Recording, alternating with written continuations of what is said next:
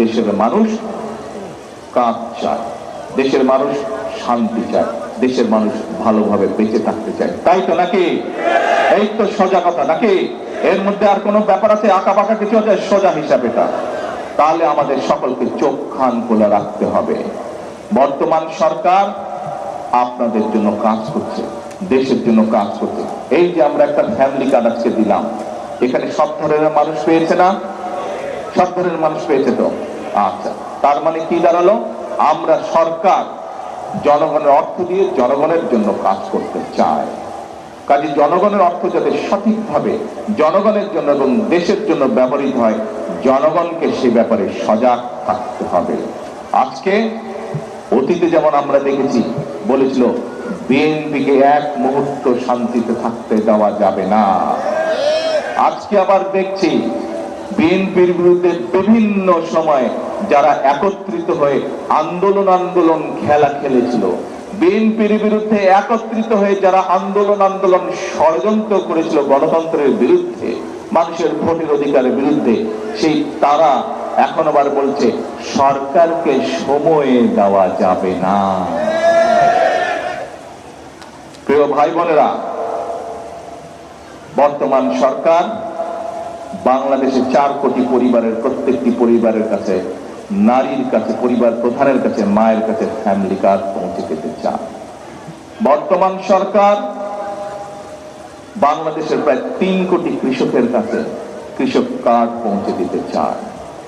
বর্তমান সরকার প্রাইমারি স্কুলের সকল শিক্ষার্থীর কাছে, ছাত্রের কাছে, ছাত্র হোক ছাত্রী হোক, তাদের কাছে নতুন পোশাক পৌঁছে দিতে চায়।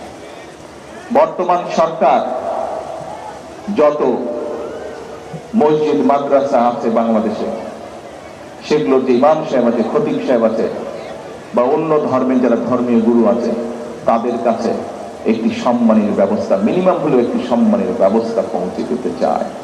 বর্তমান সরকার এই দেশের খালগুলোকে পুনর্খনন করতে চায়। বর্তমান সরকার এই দেশের মানুষ, ছোট হোক বড় হোক, সবাই যেন বুক ভরে শ্বাস নিতে পারে, তার জন্য বৃক্ষরোপণ করতে চায়। আগামী 5 বছরে 25 কোটি গাছ লাগাতে চায়।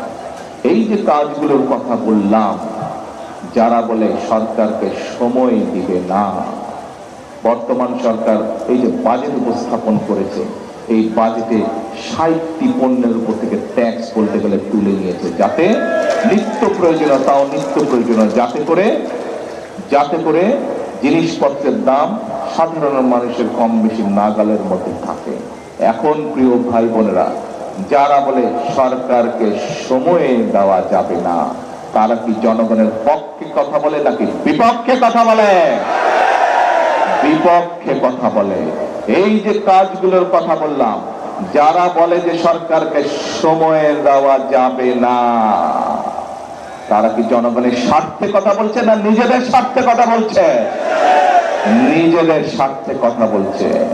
প্রিয় ভাই বোনেরা, আমি করি বিএনপি, আমার প্রত্যেকটি নেতাকর্মী যারা বিএনপি করে, আমরা যারা শহীদ জিয়ার সৈনিক, আমরা যারা দেশনেত্রী খালেদা জিয়ার সৈনিক, আমরা সকল সময় একটি কথা বলি, আমরা রাজনৈতিক দল, আমাদের শক্তির উৎস কি? আমাদের শক্তির উৎস জনগণ। আমাদের পলিটিক্স, আমাদের রাজনীতি হচ্ছে জনগণকে সাথে নিয়ে।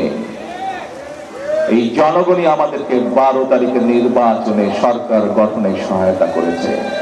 এই জনগণ সাথে ছিল বলেই গত 1 যুগের আন্দোলন 2024 সালের 5ই আগস্ট সফল হয়েছে।